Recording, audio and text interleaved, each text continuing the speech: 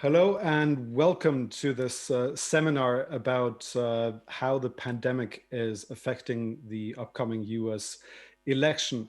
I would say in normal circumstances live from Litteraturhuset, but that's not the way things have turned out for any of us for obvious reasons. And that's also why this topic is such a good one for us to talk about today. This event is organized by the United States Embassy here in Oslo, and we have a tremendous panel. I'll mention who they are in a couple of seconds, but I just wanted to dwell on why we're doing this and why we're talking about this. If anyone saw the campaign event yesterday where Joe Biden introduced his VP nominee Kamala Harris, it was obvious that these are not normal times. These are not normal circumstances. If you saw the wider shot before they started talking, it was at a school in an auditorium of sorts, it was a sports arena or a sports stage. And you could see some reporters sitting in designated areas, circles around them to prevent them from sitting too close. And then after a while, you saw the presidential candidate and the VP candidate come in wearing masks, making an obvious show of wearing masks and then removing them before speaking. And at the end, they put the masks back on and they posed for photographs with at least between them. Which made for a very unusual photo shoot for a campaign event like this. And I guess that's just an illustration of where we are and what we can expect from the election and the campaign in the coming 82 days, or I think it's 82 days. So for this panel discussion, we have four excellent people who will share their knowledge and expertise and experience with you. We have John Decker, the White House correspondent for Fox News Radio. He's been a member of the White House press corps since 1995, covering the Clinton, Bush, Obama, and Trump administrations. He's the only lawyer in the press pool, and he was among the few political journalists to correctly predict the outcome of the 2016 presidential election. And I remember I was in the US covering it, and there were certainly not a lot of people predicting that outcome at the time. We also have Spencer Kimball. He is an assistant professor and director of polling at Emerson College. His expertise in polling and campaigning has made him a nationally recognized pollster or pundit in the United States, and he's been cited in a variety of publications, including the New York Times, 538.com, Washington Post, and NPR, the National Public Radio. We have Hilde Restad, a familiar face to many here in Norway as one of the US experts who actually is a US expert, associate professor at Björknes College and a Fulbright alumna from the University of Virginia. Her research covers American politics, US foreign policy, American exceptionalism, and American history. She's an analyst for Norwegian media, she consults on American politics. She's appeared on NRK and in every other major Norwegian news outlet. Våren Alme, also a person who can call herself a US expert with full confidence, is a political scientist and commentator at the non-partisan website amerikanskpolitikk.no, where she covers US politics, elections, and culture for a Norwegian audience. She's appeared on NRK and has contributed her expertise to major Norwegian media, including TV2, Dagsavisen, and VG.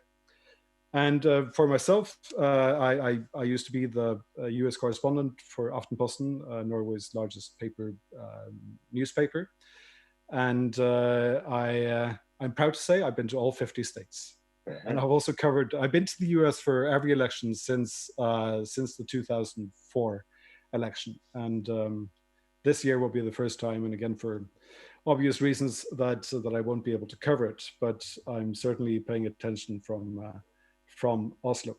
Now, John, I wanted to start with you, since you Sure. are covering this more up close and personal than any of the rest of us, being a member of the U.S. press team, of the presidential press team. How are things different now in broad strokes when you're covering the White House compared to before? Well, first of all, I want to thank you, Christopher, for being the moderator for this session. I think I speak for everybody on this panel that we'd much rather be in Norway to do this panel session rather than by Zoom, but this is the next best thing. To answer your question, things are tremendously different now than before the pandemic. Every day that I go to the White House, when I enter the White House complex, I have a temperature check. Everybody that enters the White House complex has a temperature check. And then at a set time every morning, we get a COVID test. So I've had literally dozens of COVID tests throughout the pandemic. And that is because of the close proximity that I and other White House correspondents have with the president or the vice president on a regular basis. Fortunately, I've tested negative for all of those tests. You've seen it on television. There is social distancing for our briefings that we have in the briefing room, or if there's an event out in the Rose Garden. You saw yesterday during that announcement of the joint appearance between former Vice President Joe Biden and Kamala Harris. There was social distancing present for that event. And that's going to be the norm, quite frankly, throughout this whole process. The conventions, where you typically have thousands of people on hand, are not going to happen in that way for this particular election cycle for either Republicans or Democrats. The Democrats are having their convention next week. It was supposed to be a big event in Milwaukee, Wisconsin, a really important swing state, battleground state in the presidential election. But those events are going to happen essentially virtually. And for the former Vice President, Joe Biden, he's going to accept the Democratic Party nomination in Wilmington, Delaware, virtually. Same thing for the Republicans, who will have their convention a week later. That was supposed to be first in North Carolina, then it was going to be in Florida with thousands of people on hand. That is not going to happen either. And the president's still undecided as to the location of where he will accept the Republican Party nomination. The president has indicated it will either be on the battleground at the National Park of Gettysburg or at the White House. And so that is unusual. This is not the norm for any election cycle. And so much of this is new, not only for myself, but also for the presidential candidates who are competing to win this year's election. Thank you. That's an excellent summary. I was just reminded, and in no way because of what you said, John, but just as a disclaimer before we continue this talk, since it's organized by the American Embassy here in Oslo, just want to add a quick disclaimer that that the contents of our conversation here today does not reflect the views of the embassy or the U.S. government. Just a quick follow-up, John. In terms of sort of talking to sources, because that's obviously an important part of your job. When you can't reach them the same way you could before, you can't meet up in person. Does that make reporting more difficult or more challenging than it used to? Well, even before the pandemic, not all of the conversations or communications that we have were necessarily in person. So it hasn't changed it all that much. And keep in mind, I'm at the White House regularly.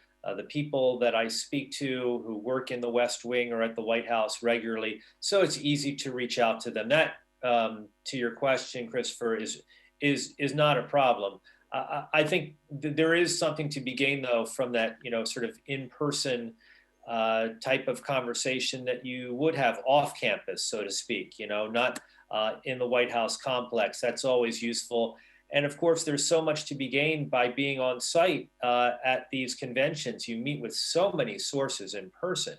You meet with so many individuals that can lend to your reporting about the conventions and about all of the things associated with the campaign.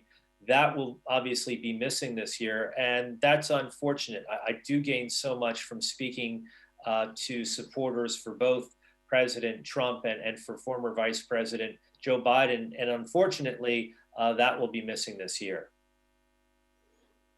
Thank you. And I think we'll be talking about the convention afterwards, because that's obviously such an important part of the campaigns, and we saw that particularly in 2016. So we'll get back to that. Spencer, I want to move on to you. Polling was also a big topic in 2016. And you can say that some of it was justified, some of it wasn't, but pollsters took a lot of criticism after the election. How has polling changed since then? And do you see it changing as a result of the pandemic as well? Yeah, well, thank you, Christopher, and I echo John's sentiments and thanking you for putting this panel together and including myself. I would say, as far as the polling industry went in 2016, I did a big study on it, and you're correct, it was a subpar performance and below the industry standard. And I think that made a lot of concern for a lot of people moving forward. What I saw in 2018 was a dramatic shift in the polling industry here in the United States, in that other modes of data collection, in which I mean is traditionally live telephone operators is how we get our information. But after that 2016 election, a lot of ideas about how to get data from different ways started to be experimented, at least publicly. And we saw that in the 2018 midterm elections, with a lot of different ways of getting information from cell phones. And there's groups like, you see the CNBC Change Research poll. Those surveys are all being collected primarily through pop-up ads on internet.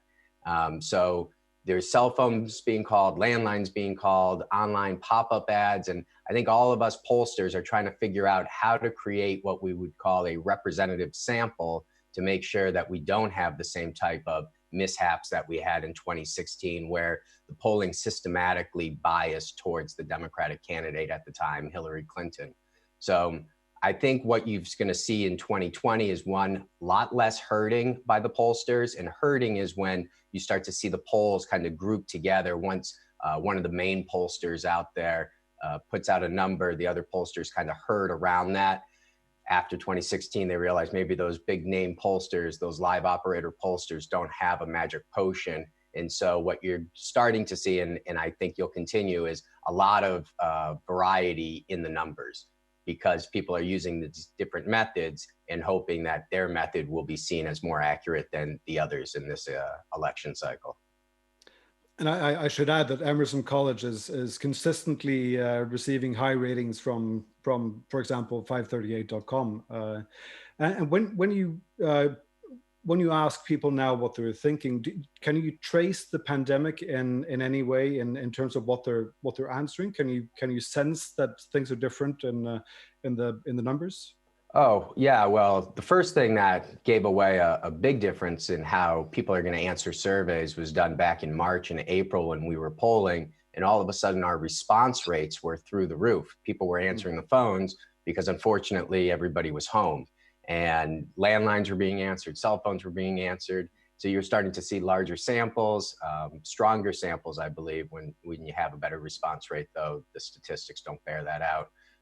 But that's what we were beginning to see. We're starting to see that response rate decline, which suggests that people are actually going out more, less likely to be able to take these surveys. But as I said, we have to find a variety of ways to collect this data, because traditionally just calling someone at home during dinner time no longer works in this society, where people are working different hours and using different forms of communication. Some people don't even have landlines. Some people only have cell phones, don't even have cell phones. So we're constantly thinking, evolving, and that's one thing that the Emerson poll has done. We've moved from landlines and online panels to now that the Trump administration has loosened some of the telephone laws, allowing us to now call and text cell phones. We've now moved into collecting that data. So constantly evolving. It's a very exciting time here in the polling industry. Well, it's certainly interesting to follow the polls as well. I think for all of us. Vodin, I want to move on to you and talk a bit about what the world was like before the pandemic, when things were more normal. I mean, I remember when we had meetings at Aftenposten at the end of last year, and we were talking about what 2020 would look like. we made a plan based on how we've covered elections before.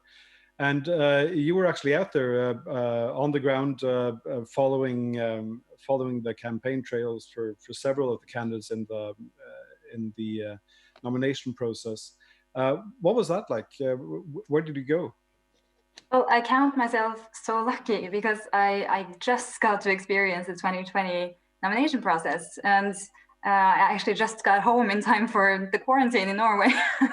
So it was obviously a very turbulent time. When I landed in the United States, Bernie Sanders had just won New Hampshire, I think.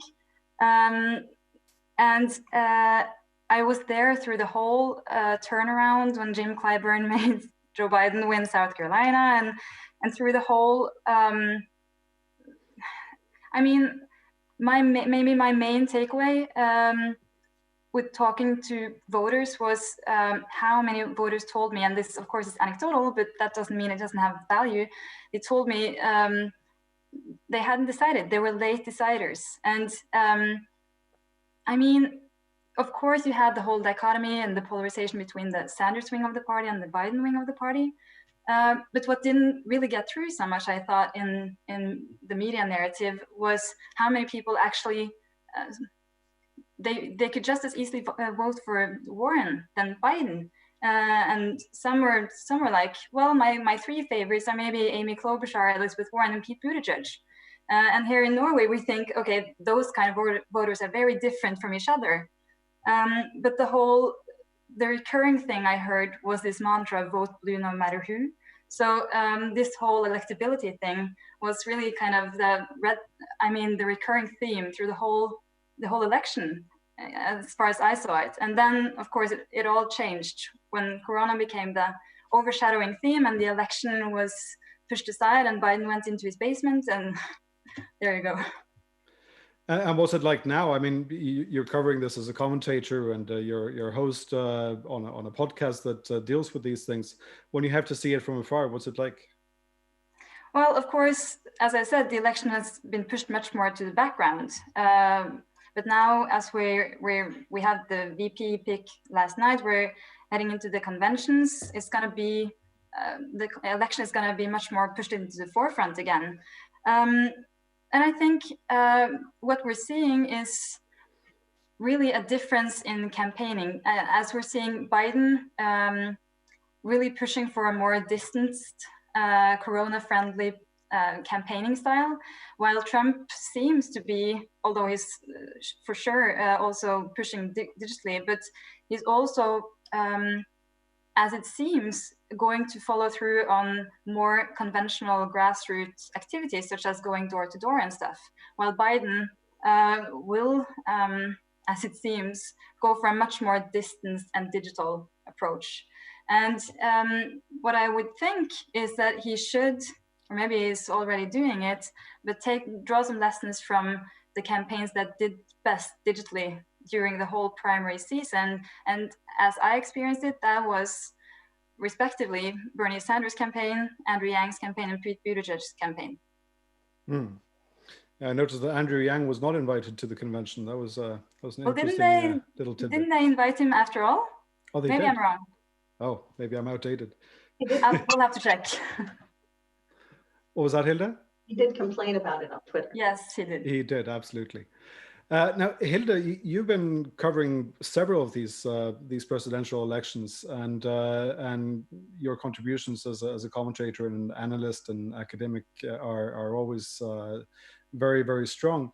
When you look at this election compared to the ones you've seen before, what stands out for you as the main differences in terms of consequences of the pandemic? Well, I mean, where we sit depends on where we stand, right? So I'm not a journalist, so I don't really cover the elections, but my focus has been in my research on the way Americans define themselves and their country and their role in the world. So looking at issues of national identity, narratives, American exceptionalism, and what that has had, what role that's played in American foreign policy. And certainly the election in 2016 and 2020, I think, are sort of national identity elections. So I'm trying to pay really close attention to the narratives that are being promoted. And discussions about national identity and who Americans are and who we want to be, I think is very closely related to who should have the right to vote, which is again related to issues of voting in a pandemic. So I'm trying to follow this longer story, which is not specific to Trump or the pandemic, but which really is sort of coming together this year, sort of perfect storm, which is issues of identity, who are the real Americans, issues of voting, and issues of who are deserving citizens. Because for a long time now, there's been a sort of partisan difference between the two parties in how they view how easy it should be to vote, who should get to exercise their right to vote.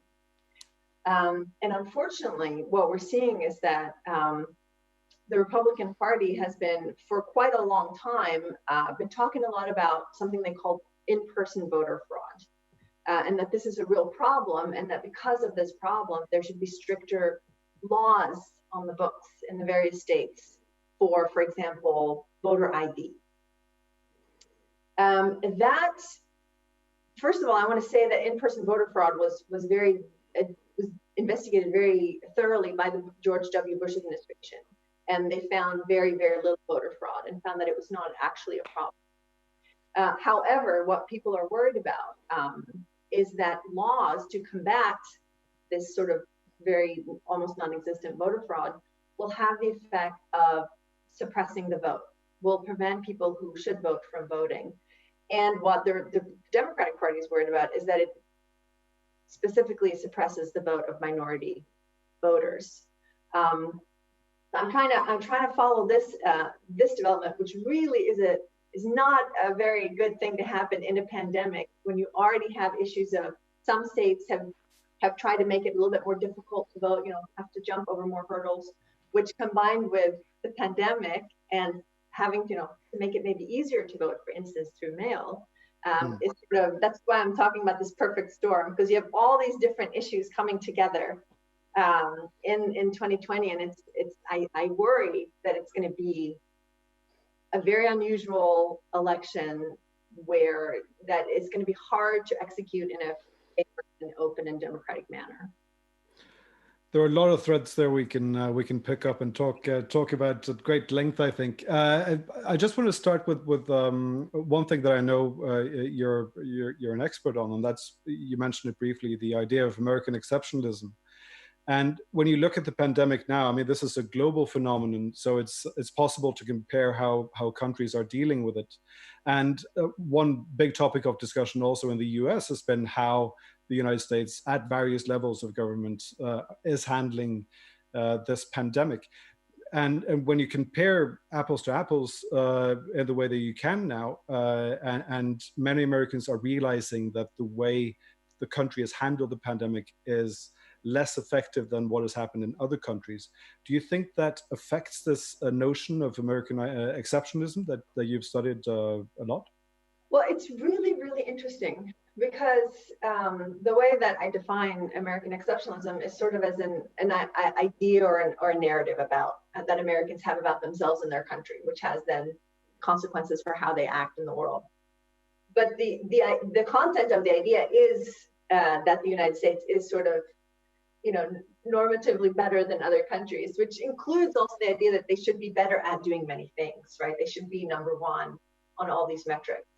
And of course, what you're seeing now is sort of the other side of that. The US is almost number one in the West, but opposite. It's almost worse in its handling of the pandemic. But one question that I wonder about is, to what extent, if Americans have this idea that they are special, they are exceptional, to what extent that can hinder sort of humility and learning from others, and maybe it has had something to do with the response not being so great and the results not being so great. If the assumption is always that the United States will pull through and will always do really, really well because we are exceptional, I wonder if that has played a role here. But that is just speculation. I don't have any data on that.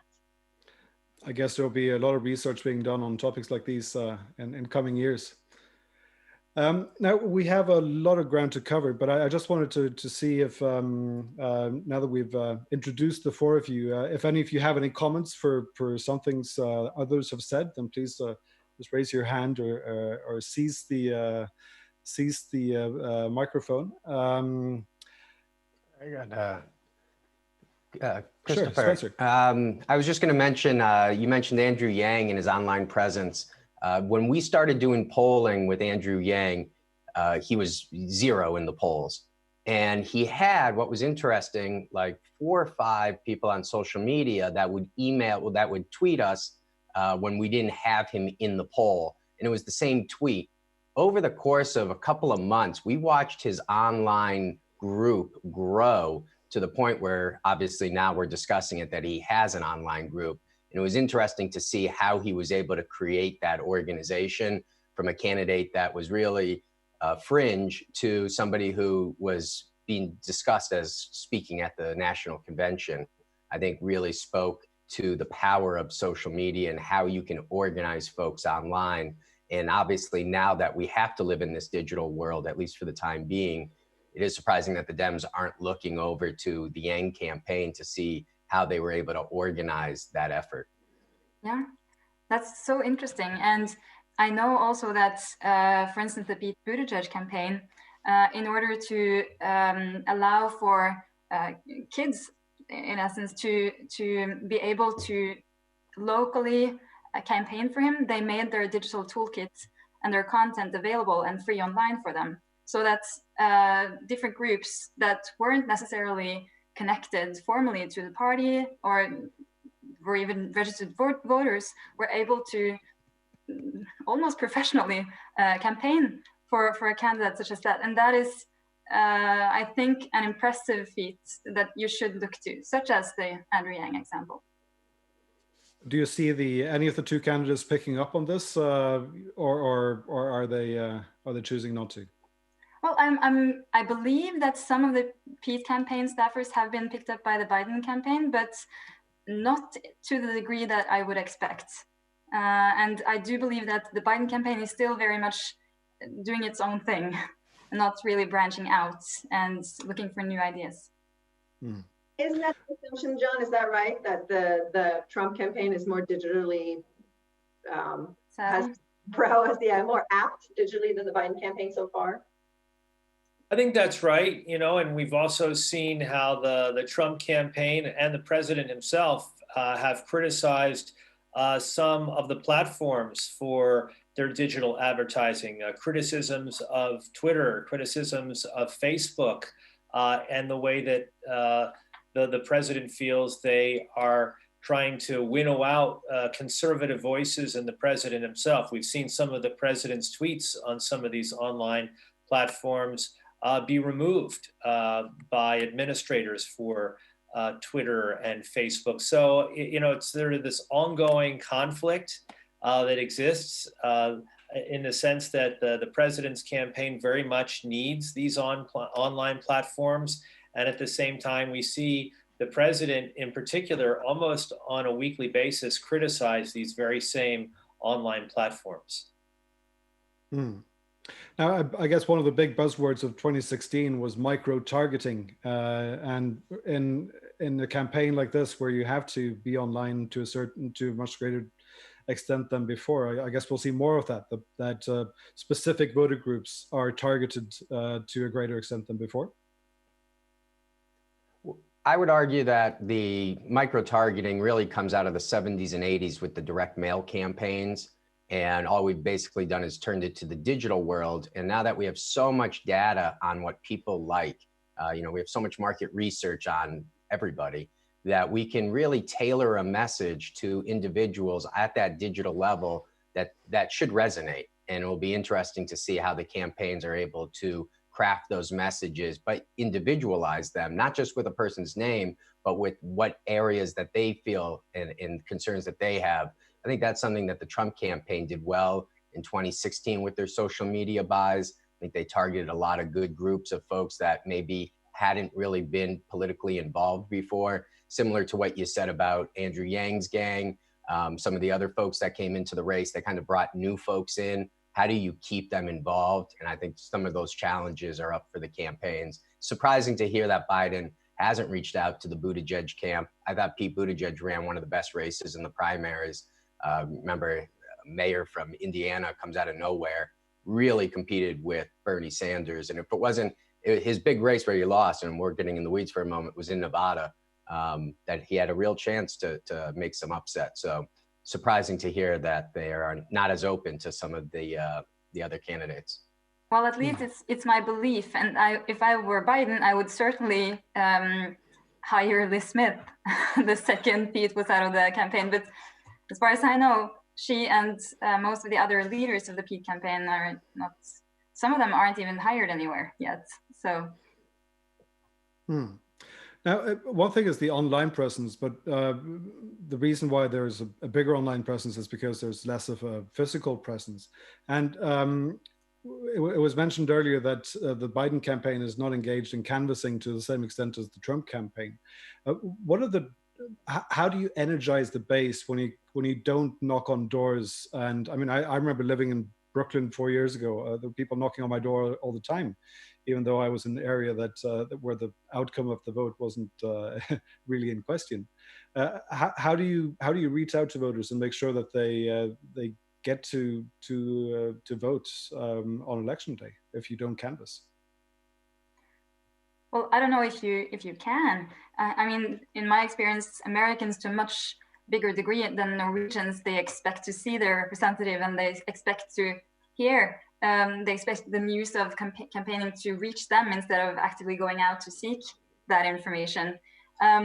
So I think it's really going to be a challenge for the Biden campaign. But I mean, what he has going for him at least is this ability to just like reach through the screen.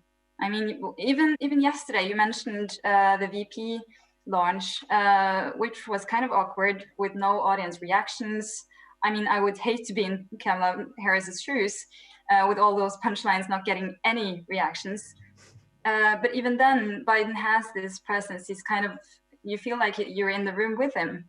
And I think you shouldn't discount that ability. And I also think it's an important point that when a whole nation are going to go far in the direction of mail-in voting, you also extend the election day, you know? So I think for Democrats, it's going to be important to convince voters that just vote now. The second it becomes possible for them to actually vote, instead of waiting until the election day or close to the election day. I'm actually wondering to what degree this pandemic will shift some of the tasks that campaigns have been doing over to the states, because that, like, you know, if you're the Biden campaign or the Trump campaign, you're probably worried about registering voters, right? That's something that is an important part of the whole campaign.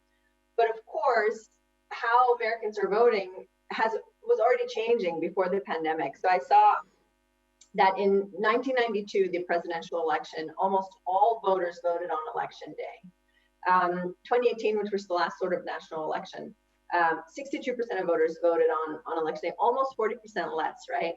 So this is something that's changing. And of course, if with the pandemic, you get an acceleration of the trend where states themselves will, for instance, just send out absentee ballots or registration forms without anyone having to request them, that will have shifted some of that operation of registering voters and getting people to vote off of campaigns onto states, where of course me being a good social democrat thinks the responsibility should be anyway.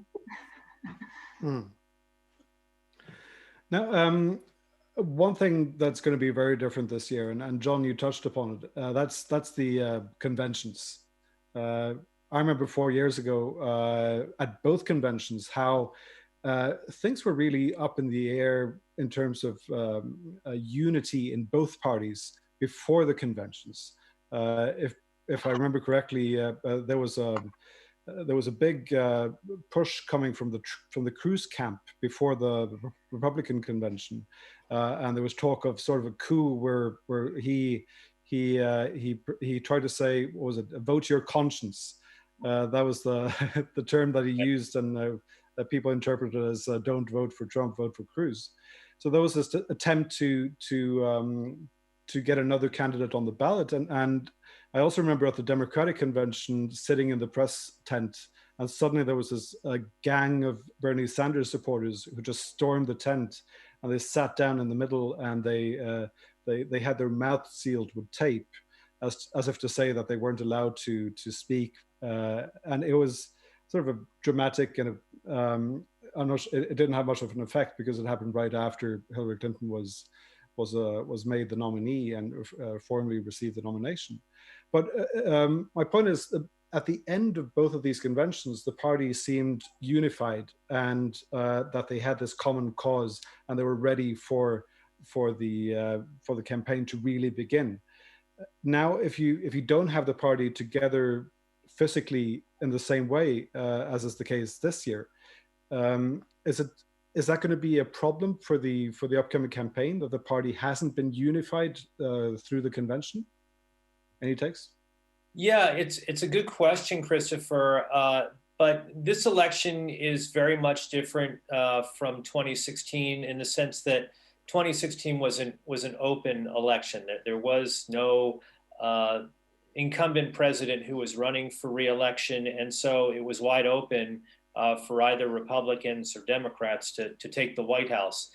This time, I think that both parties at this point in the process would acknowledge that this election really is a referendum on President Trump, more than anything else. That could change, but right now the focus is on President Trump, which is an advantage that I believe Democrats have right now, in the sense that everything is focused on the president, his decision-making, his comments, his actions as it relates to dealing with the pandemic.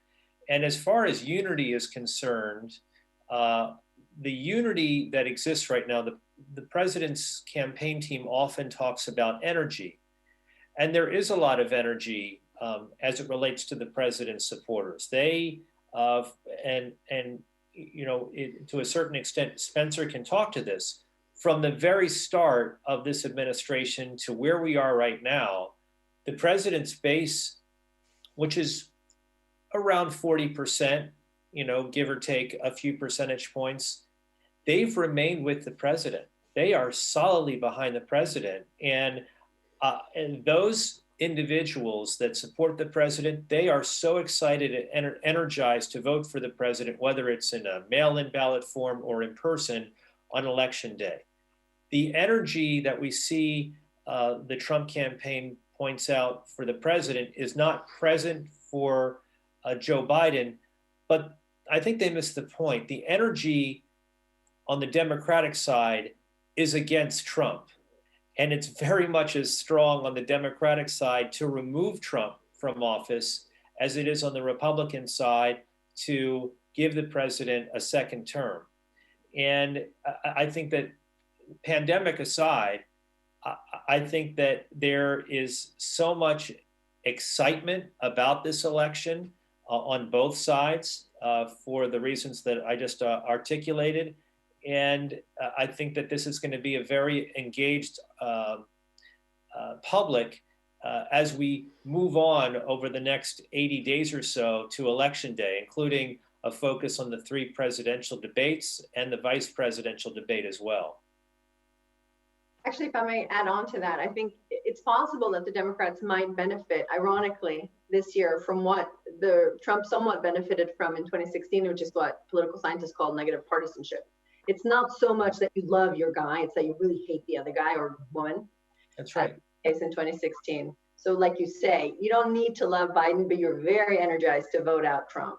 Mm-hmm. Yeah, and drawing from that, you could also remember back to the 2016 election on the Republican side, where during the whole 2015-2016 election, where you had 17 candidates, you were thinking, oh my God, is this party ever going to unite? These are so different candidates. It's so polarized. They're so hostile to each other. And then, of course, they fell in line with the notable exception of Ted Cruz, but he's since come along too. And this year, you kind of see the same kind of turnaround on the Democratic side. Even ever since South Carolina, where Joe Biden was obviously made the front runner again, which made him probably like win the next important Super Tuesdays and Super Tuesday 2 and so on. You saw this whole coming together from the whole party. That kind of reminds me of the same process you saw on the other side in 2016. Although I actually have a question for both Spencer and John about this, because normally we're used to the Republicans being quite disciplined, unified, lean, mean election machine, and the Democrats are, Dems in disarray. I'm wondering if to what degree it's the opposite this year, because as you say, John, of course you have the Trump base. It's diehard. It's not going anywhere. But then you have the rest of the party, and you have these notable defections like the George W. Bush alumni that just started an organization, and the Lincoln Project, and all these things. And I'm wondering if you're seeing that at all when you talk to people, John and Spencer, in your polling, if you're seeing that at all. Well, let me just give a short answer to that, and then Spencer can talk about the polling that he's done in this regard. The president, I think even yesterday, tweeted out the idea that 96% of Republicans support the president. I don't know where he's getting that particular polling from, 96%, but it's very high. The amount of the percentage of Republicans that support the president's reelection might be historic, but I'll leave that to Spencer to answer that particular question. So that even if there isn't the kind of unity that you're talking about that we've seen in the past, the Republicans, with notable exceptions, you mentioned the Lincoln Project, some other individuals who you alluded to who worked in the George W. Bush administration, Republicans by and large do support the president's reelection, and it takes me back to something that Mitch McConnell, who's the leader for Republicans in the Senate, has said time and time again, and which is, I love the president's agenda. I don't like the president's tweets. And you hear that often from the president's supporters. I wish he wouldn't tweet so much. I wish, he'd keep his comments to himself. But they like the agenda. They like the agenda in terms of his immigration policy. They like his agenda in terms of pushing forward with conservative judges. And he's followed through with some of those pledges that he made when he was a candidate. Spencer, let me throw it to you, and you can answer, what you found as far as your polling is concerned. I appreciate that, John. And I would just echo that on the excitement scale, we've been measuring this for a while. The Trump voter is 20 points higher in excitement than the Biden voter. And if we just look at the nomination contest in Iowa, New Hampshire, Nevada, prior to we got to South Carolina where it flips, there really wasn't that energy for Joe Biden. I mean, he was struggling at 11, 12% of the vote in these Democratic primaries. I was at the event in Iowa with my students, and they were asking me, how long is he going to stay in this race? So the energy isn't there. And the other one that is concerned for the Biden camp, even though he's leading in the polls, is the expectation question, where people actually think is going to end up happening at the end of the game. They still think Trump is going to win. 55, 50% think Trump will take that. So those are two important questions. I think when we talk about the Lincoln Project and that melt, Trump has his Republican base. And there's this thought that, okay, the party's going to splinter, similar to 1912, where we had FDR jump back in the race. Teddy Roosevelt jump back in the race, split up the Republican Party with Taft, and that gave Woodrow Wilson the presidency. I don't see that happening, because it looks like that Lincoln, those voters, that's like the Gary Johnson vote. Gary Johnson was a third-party candidate, former Republican, who ran as a libertarian and took about 5-6 million votes. Now, there was a Democrat out there named Jill Stein. She took about 1 million votes, but it disproportionately, I think, hurt the Republican Trump in 2016, having that third party in that race. He's no longer in the race. And I think that's where you're starting to see some of that vote go to. That's the Lincoln Project vote. Now, it makes a big difference, if instead of voting for a third party, they move that vote to Joe Biden. Now all of a sudden those votes start there's more value in there. So those are the things that I was taking away as you were speaking on some of those topics. One last point on the voting, you were talking about how it's going to be tougher and easier in some states. The reason why I see Trump really fighting about the mail balloting is that in our polling, we see that those who are going to vote by mail are voting 3-1 for Joe Biden. Those who want to go to the polls and vote in person are voting 2-1 for Donald Trump. So you're getting a different voter based on how they're planning to vote. And that's what's, I think, driving some of the policies. Let me just add one, if I could, Christopher, just one point. If you're not aware of it, as you mentioned in your introduction to me, Christopher, I'm a lawyer and I follow a lot of the lawsuits that have been filed and will likely still be filed in the weeks to come as it relates to expanding or loosening some of the restrictions as it relates to mail-in voting. 5 cases have already come up to the US Supreme Court. And for those who want to loosen the rules as it relates to mail-in voting, they are 0 for 5 at the US Supreme Court. And clearly the US Supreme Court is sending a message. And some of these decisions, including there was one as it relates to, I believe, Louisiana, 5-4, they're usually along ideological lines, the conservatives on one side, the liberal judges on the other. They're sending a message that the rules that were in place pre-pandemic are the rules that will be in place for the most part on Election Day. That's a good point, and I can sense that this conversation is moving towards mail-in voting, so we might as well stay there for a little bit. I mean, we've seen some examples in the nomination process where it has been used, and you have states where it works without problems, and you have states like Georgia where you had a lot of problems in terms of getting the ballots out to voters. And I guess this is an open question to all 4 of you. What are the major pitfalls, since this is a clear consequence of the pandemic, that you'll have more mail-in voting, but what are the major pitfalls that we can expect or fear perhaps when the general election comes up in November? Well, the major pitfall for those who would like to see a winner declared on November the 3rd, I think you have to gird yourself for the idea that we may not know the winner on November the 3rd because of the large percentage of mail-in ballots and absentee ballots that will need to be counted. And if you're looking at certain states in particular where polling has shown that the races are very tight, those mail-in and absentee ballots will determine who wins those particular states and who wins those electoral votes. So election night 2020 may be more like election week 2020.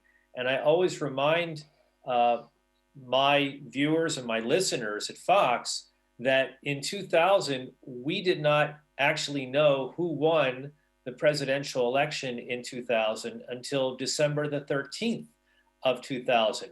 5 weeks after Election Day, and that was the day that Al Gore actually conceded the election. So we've been through this before where we don't know the winner right away or the week of the election just 20 years ago. And I actually think that we're likely to see a repeat of that to a certain extent this year as well. I could not agree more with that. And I think there are many things that make 2020 a particularly challenging year for American democracy. One of the things is you're not going to have potentially a very gracious loser. So in 1960, you had a very gracious Republican loser who made it easy in a very, very tight election where certain Republican figures were advising Nixon to contest. But he, just like Al Gore in 2000, thought it was important to let this be over and sort of validate that there was a president that had won and that it was okay. If Trump is in that position this year. I don't see him doing that, which is a huge Democratic problem. But the other thing you mentioned, John, was one thing is not knowing the winner on election night. I think we can all agree that's not going to happen. But that's different from waiting for the result, and then when the result is there, everyone accepts it. If all the votes aren't counted, and then a winner is declared, that's going to be a huge problem. And that's where mail-in voting comes in, right? Because you have all these different rules based on which state you're in, because the American presidential election is not a national election, it's a federal state election. Each state has different rules. And so there are different rules for what ballots will be counted. Will it be, some states have to have received your ballot by election day for your vote to be counted, which in this year seems like a very silly rule to have. Other states have the rule that your ballot has to be postmarked by election day for it to be counted. But again, going back to what Spencer said earlier, we see that this makes it very obvious why Donald Trump is trying to slow down the Postal Service. And then I wanted to say that there's this very interesting report that the Brookings Institution made, that they rank all states. They've given them a grade. As a professor, I love this, based on how ready they are for the election in a pandemic. And what we see is that only 5 states get an A. And these are the states that have already adopted universal mail-in ballots, you know, the Colorados and the Utahs of the world. Many of the swing states get C or worse in terms of how ready they are. So Pennsylvania gets a C, Wisconsin gets a D, North Carolina gets a B, Arizona gets a C. So I am very worried about not just not knowing the result, but not feeling confident that the result is the result based on how many ballots are actually counted. You see, actually, you don't have to go all the way back to 2000 to see an example of the results of an election dragging on. You just have to go back to Iowa of this year, you know, when we didn't have the results before, I think it was 2 or 3 days. And Bernie Sanders made a plea for him being the winner since he won the popular vote, even though it was, of course, Pete Buttigieg who actually won by the proper metrics. So that is not unusual to see in an American election, but this year it's going to be even harder with the president already trying to delegitimize the outcome of mail-in voting. And I don't know if you heard, but Stacey Abrams, who lost the governor's race in Georgia in 2018, and who's worked most of her career with registering voters and defending the right to vote, she had a personal example with her difficulties with mail-in voting, where she told the story of how she'd gotten the registration application, filled it out, and that takes time. And then when she was going to mail it, the envelope was sealed shut. So she even tried to iron the thing to get it opened, but she couldn't. And then she told the story of how she was able to vote still, but not many Americans does have that chance to wait in line for maybe 5 or 8 hours in a pandemic. Maybe they don't have their job anymore, and so on. So of course, this is going to be a huge problem. And I guess in Georgia, it was part of the problem was that you had to receive an application first, and then you had to fill that in, and then you had to receive the ballot itself.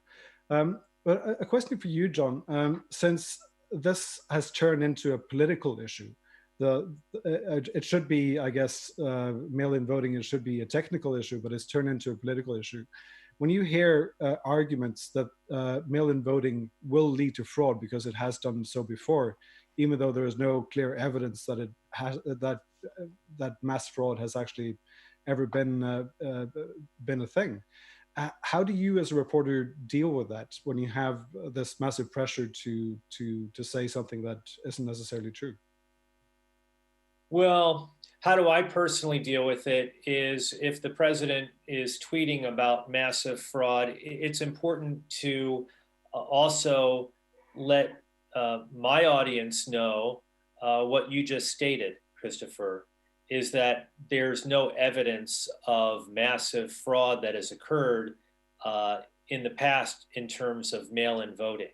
And last week in the White House press briefing room, I asked the president, he had tweeted that day about how he's comfortable with Florida's process for mail-in voting, but had indicated that he's not comfortable with the mail-in voting process in other states. And I asked him why. What's the difference? Why Florida? And the answer that he gave, you may have seen it, is that Florida is run by a Republican governor. That was the initial answer that he gave. But he also said that Florida has experience in terms of this process of mail-in voting. If you look at 2016, for instance, in the presidential election, 30% of the votes that were cast in Florida were done by mail-in balloting, 3 out of every 10. And so Florida does indeed have experience in this. And what we're seeing right now is that other states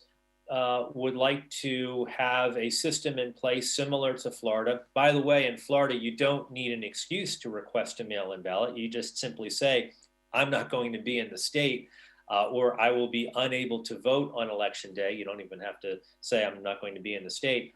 And you receive a ballot in the mail, which you must return by a certain time. But now we see other states, like Nevada, for instance, that would like to have in place something akin to what takes place in Florida. And they may not indeed have the type of verification processes in place that Florida has. I don't know. I'm not going to speak to each and every one of those states, but that is what you hear from Republicans. It's what you hear from the president. But we've seen, I could go through what we've seen right now. I think 34 states in the country have a process very similar to the state of Florida. Hilda mentioned Utah and Colorado, and I think there are 5 states that have a process in which the states just mail out ballots and you return them by a certain date. And they've, the states of Oregon also fits in this category. And I've asked, Trump campaign officials, in fact, this past week, Utah has this process, which is very similar to the state of Washington. Utah, of course, is a Republican state. There's no question that Utah is going to go for President Trump in 2020. The president's going to win the electoral votes of Utah. Do you have a problem with the way Utah votes? And the answer that I get is we have less of a problem. And so that gives you a sense about where the Trump campaign is right now with the way this election is going to take place, with all of this mail-in voting, and the way that they embrace certain states in the way that they conduct their mail-in voting processes, and other states they reject it. I would add on to that in 2012, there was the big hurricane in New Jersey, and they actually moved to online voting. And actually Utah, back in 2004, their Supreme Court there said that you could actually do online petitioning to get signatures. And that's actually been a problem here in the United States, is to get on the ballot in these states as a candidate, or if you want to put an issue, if it's a referendum state, you have to get a number of signatures, like 10,000 signatures, 100,000. If you're in California, you might need 1 million signatures. Well, you can't go out right now and ask people to sign things. So they're sending them. It's becoming a difficult process. But to me, this is the opportunity that technology has, is in place that would allow us to be prepared for maybe the 21st century.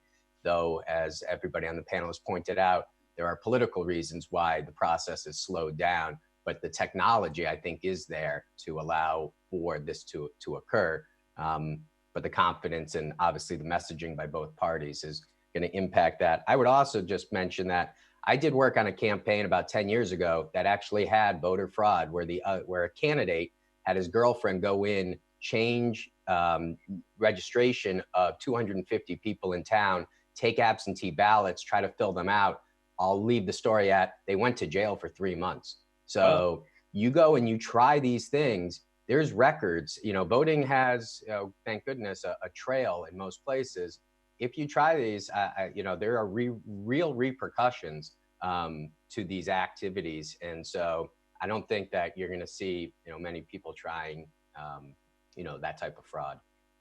Just a quick follow-up to you, Spencer, on that. How does it affect polling that more states are now going to be using mail-in voting? If we heard Hilda describe how that might affect which candidate the party or the people vote for, how do you take that into account when you poll?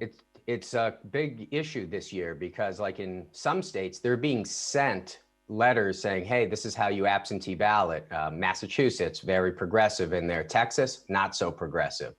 So each state's going to be different, but you also have voting propensities of different groups. So white folks, they vote about 70%. Registered voters will vote about 70% of the time in the presidential election. Hispanics, they're about 33% of the time.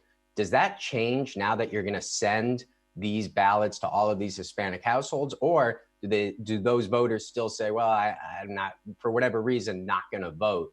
And those are going to be questions that us pollsters will be looking at.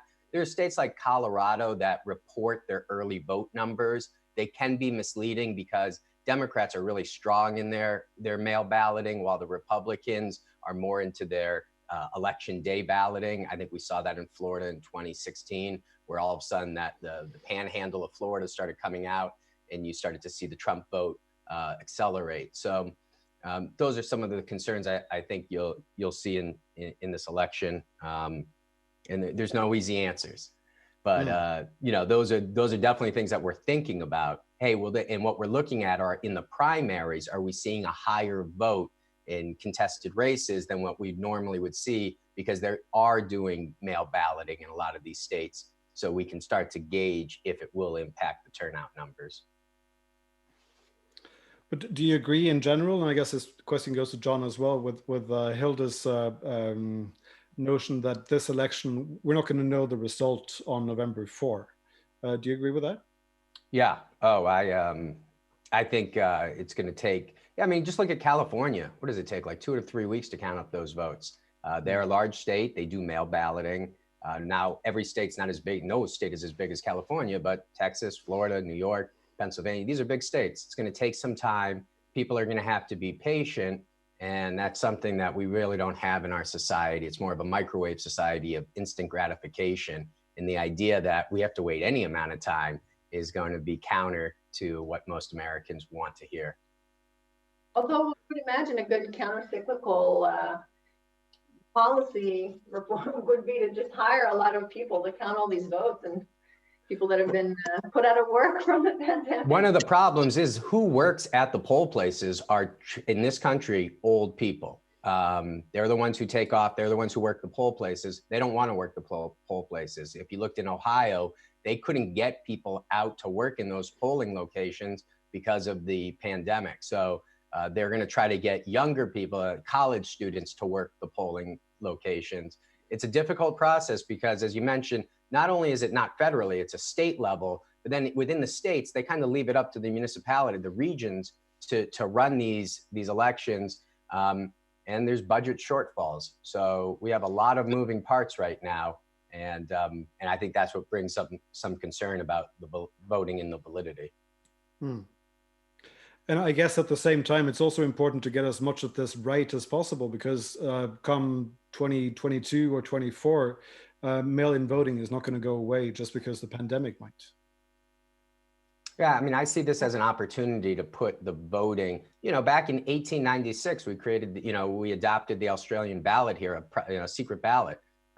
It took 100 years, but I think now it's 100 years later, we have other technology, other things in our system that we could use to enhance the voting here in the United States. But as we've all discussed, there's a lot of reasons why the process takes time. John, are you prepared to work through November, trying to cover the story and back and forth and who won and who didn't?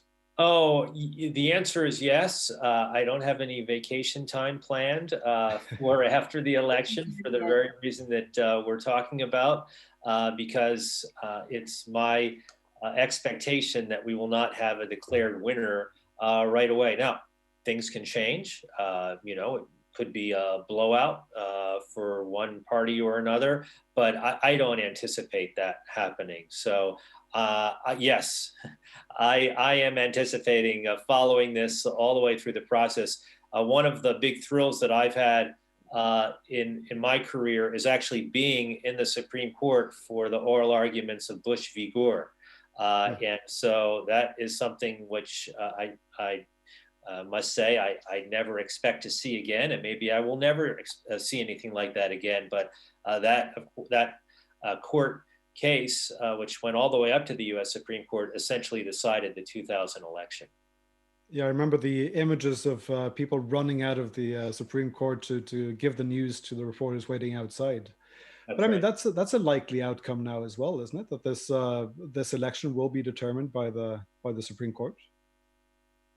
I don't know about likely. I can't predict what is going to happen.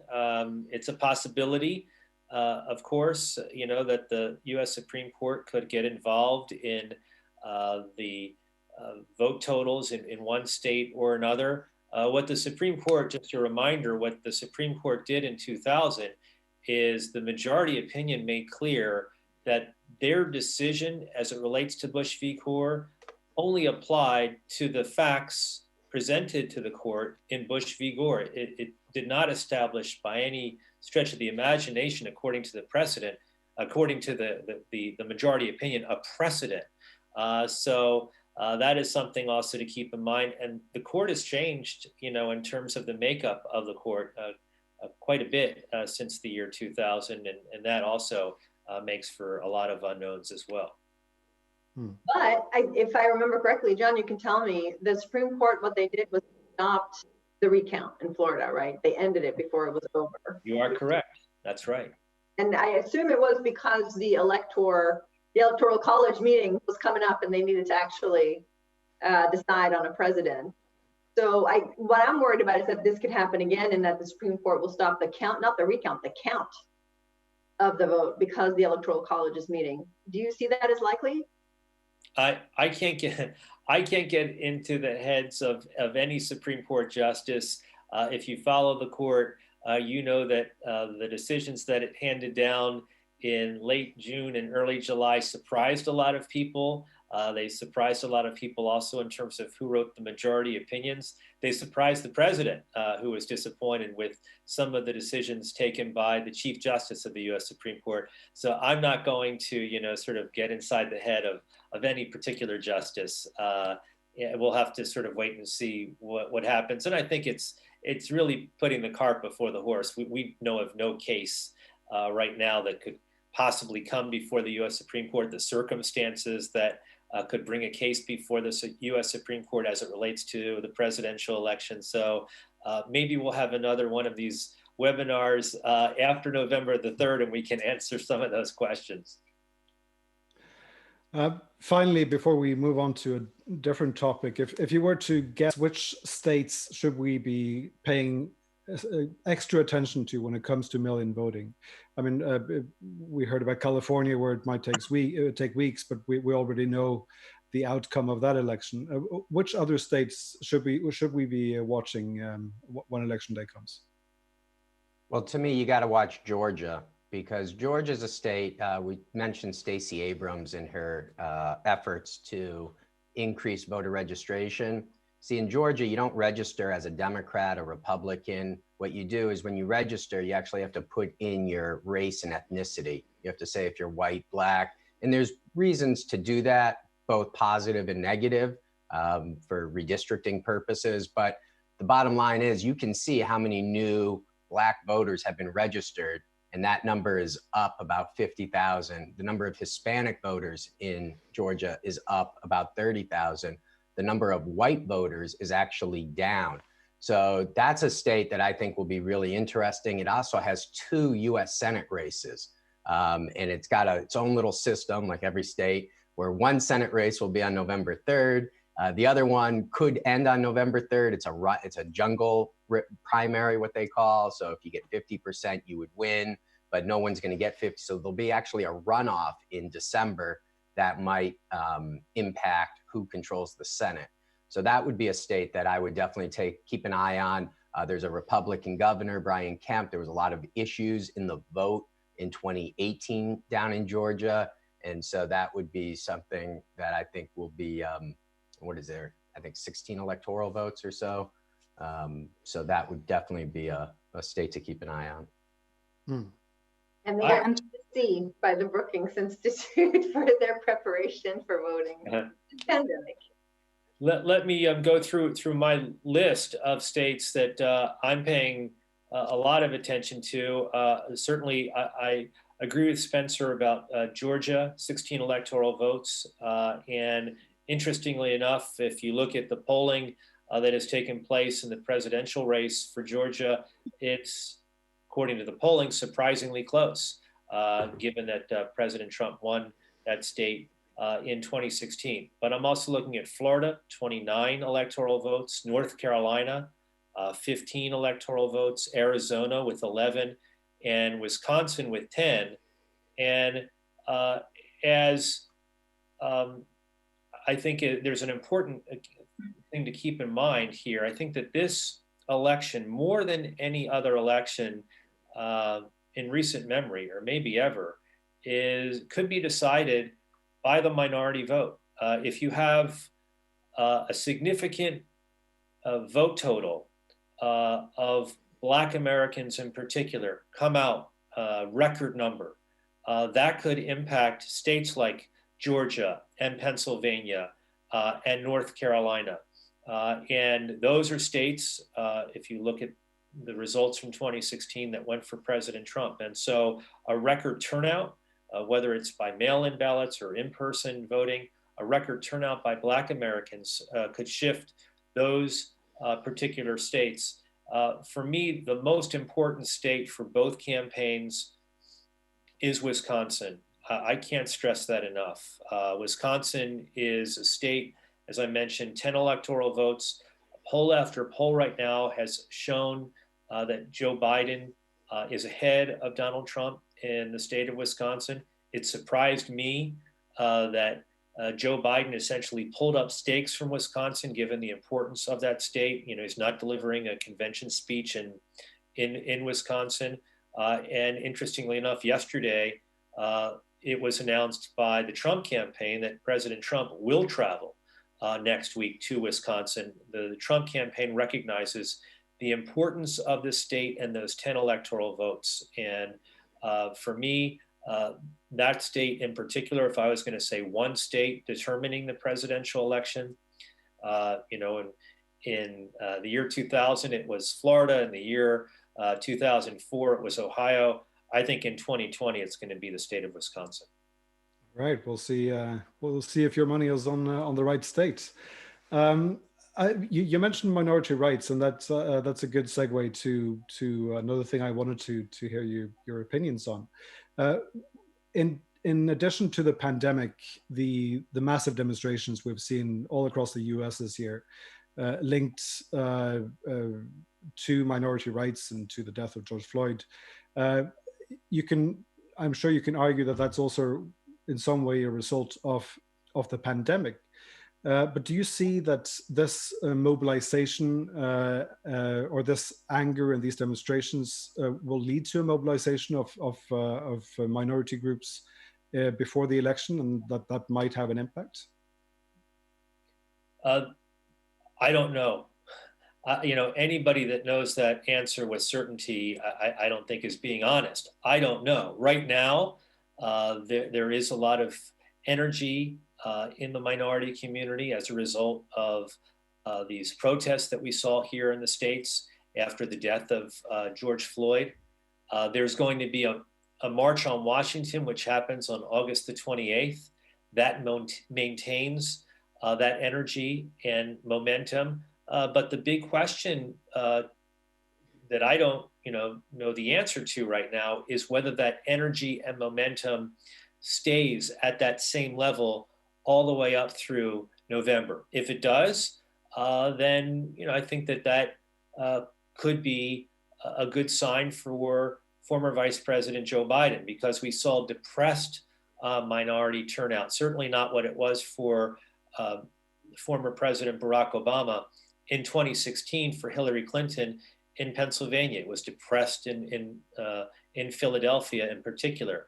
And that is something that is very important for the Biden campaign. is to keep that energy level up, to keep that momentum up, and to get those particular voters out on election day or voting in mail-in balloting to flip those states, to turn them from Trump states, which is what they were in 2016, to Biden states in 2020.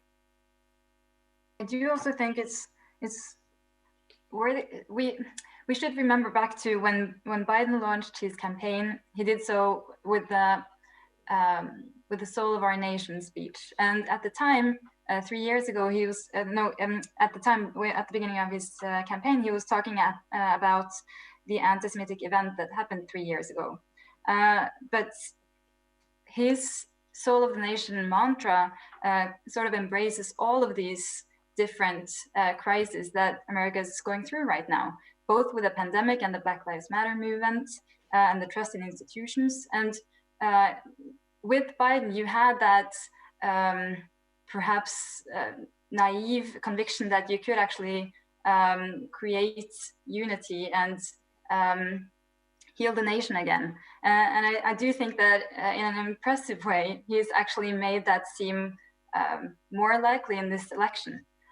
So I do think he deserves some credit with the whole way he's been running his campaign and the whole way he's been actually pointing to something real that's going on in America right now, and that points to different segments of the population. And you talked about minorities, but you could also see both Trump and Biden really aggressively going at it with ads, mainly or specifically in Florida, targeting seniors. So that is also a very important group for a segment for those two candidates now. Mm. Is that reflected in the polling, Spencer? I'm sorry, which part?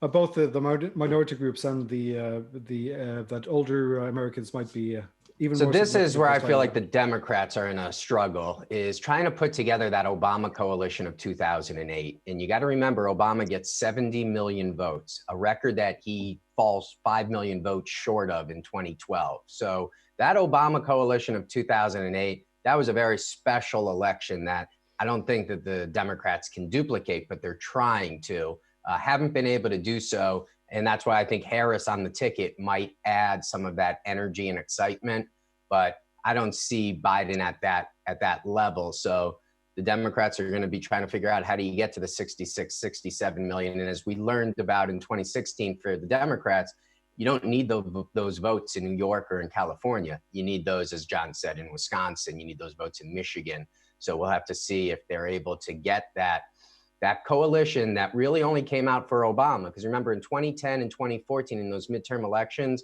that coalition doesn't come out. And while Clinton does about as well as Obama in 2016 as Obama did in 2012, it's far from where he was in 2008. So I think there's a lot of expectations, and they might be a little bit too high, though better to shoot maybe a little higher and fall a little short in that regard, and still win. So those are things that we'll be looking for. Here's just one thing I think we ought to remember, and that is what is instructive to me is what happened in a special election just a few years ago in the state of Alabama. Alabama, we'd all agree, is a solidly red state. It is going to go overwhelmingly for President Trump in November. But what we saw in that special election, that red state voted for a Democratic senator to the US Senate. And the reason is because of the record number of Black voters that came out on election day. And it was record number. It was a higher number of Black voters that came out in that special election than even the first election for President Obama. That's why I say it is so critical for Joe Biden to get that same energy level that all of us saw in Alabama in that special election happening for him on election day, because it really could impact the results in those states that I mentioned, Georgia, Pennsylvania, and North Carolina in particular. Thanks. And that election was indeed special. I guess it had something to do with the Republican candidate that year as well. It did. Absolutely. It had very much to do with a very flawed candidate that President Trump supported. And he was flawed. He was flawed for a variety of reasons. And Black voters felt that that election was so important to them that they came out in numbers that we have never seen before in that particular state. So guys, time is running out very quickly here.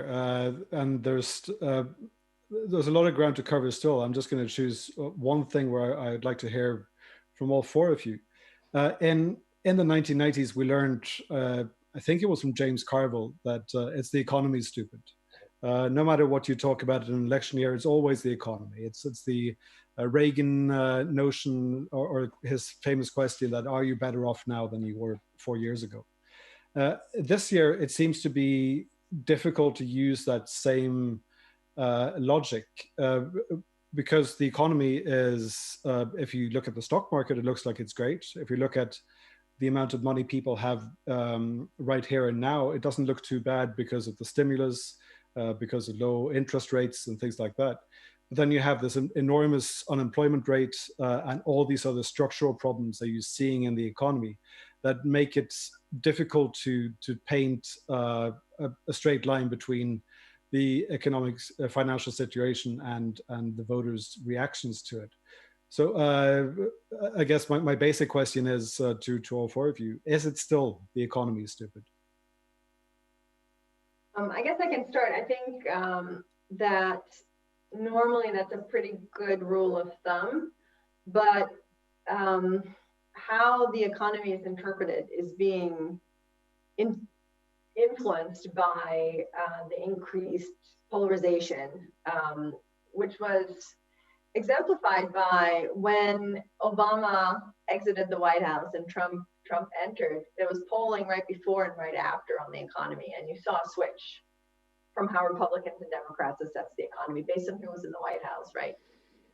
So it is much more complicated than that. There's also the issue of economic policy and who it benefits, who are seen, and now we're back to the theme I sort of started talking about and that Warren touched upon now, the soul of the nation, who's seen as the real Americans, who are seen as the deserving Americans.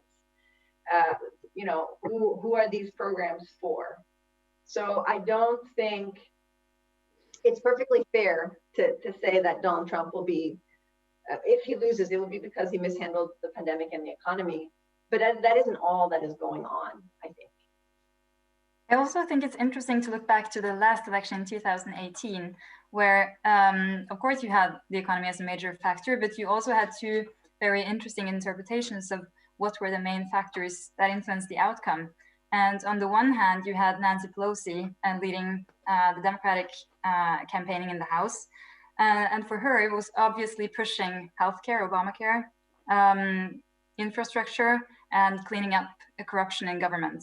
And on the other hand, you had Republican like points they were pushing, which were summarized by a former Speaker of the House, Newt Gingrich, who said this election is going to be influenced by and decided by Kavanaugh and Caravan.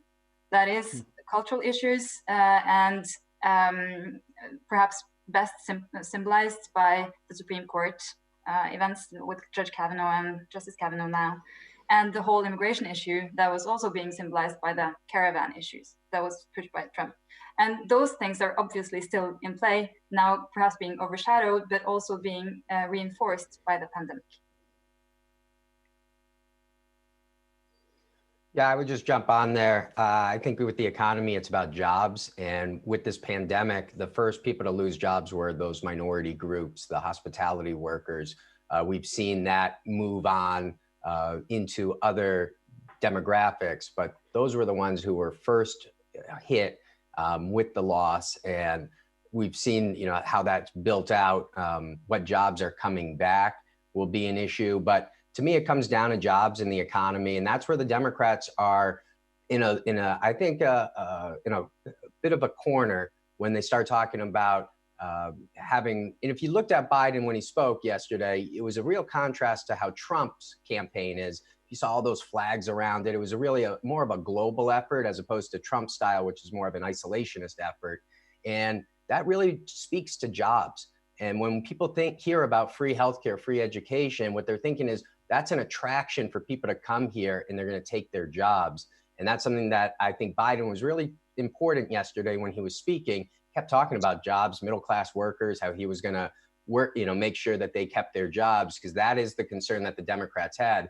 If we go back to those debates in July prior to impeachment, when the Democrats were all raising their hands about everything they were going to give away, I could see that the leadership was concerned, and they pivoted to the impeachment to move away from that messaging. That was a concern that they had with Bernie Sanders. That's why I think when you saw that he was going to be the alternative to Joe Biden, the whole, all of those other candidates, Pete Buttigieg, Amy Klobuchar, those candidates who had run good races, they all just dropped out because they didn't want to see the party shift the way that the Republican Party shifted in 2016.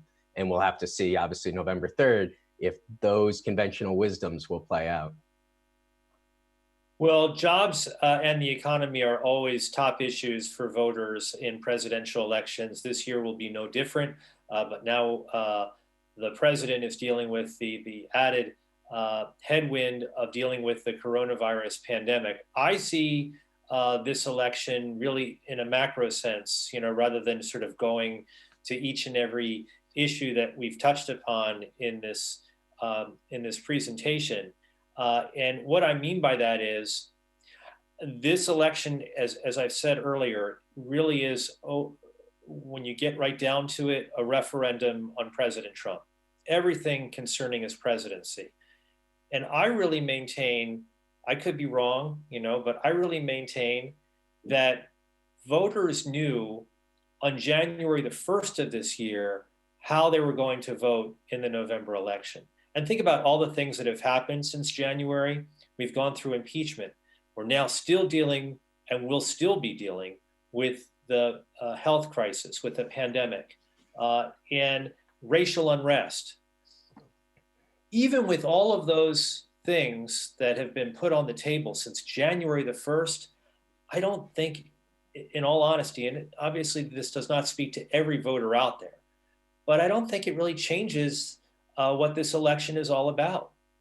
People knew at the very beginning of the year, I'm either really strong for President Trump and I'm excited to vote for him for re-election, or I really dislike President Trump and I can't wait to vote for whoever the Democratic nominee is. And I think that, to me, is what the 2020 election will be all about. And like all elections, it's all about which side can get out their supporters more. It's all about turnout. That will decide the 2020 election. I think that was an excellent summary, John, and you're doing most of my job for me. So thank you for that, and thank you to all four of you for coming to this conversation. I have to say, especially the two of you who are in a time zone much different from ours, and where it's very, very early in the morning still. But to Våre Nalme, Hilde Resta, Spencer Kimball, and John Decker, this has been very insightful. I've learned a lot, and I'm sure our viewers have too. And if one thing's for sure, it's going to be a tremendously exciting event happening in November, and maybe it will remain exciting for several weeks after that. I also want to thank the U.S. Embassy here in Oslo for setting this up and for making it happen. Even though we couldn't be at Litteraturhuset, I think we're still able to communicate via Zoom, and I appreciate all of you for being here. So thank you very much, guys, and see you next time. Thank you. Thank you. Thank you so much.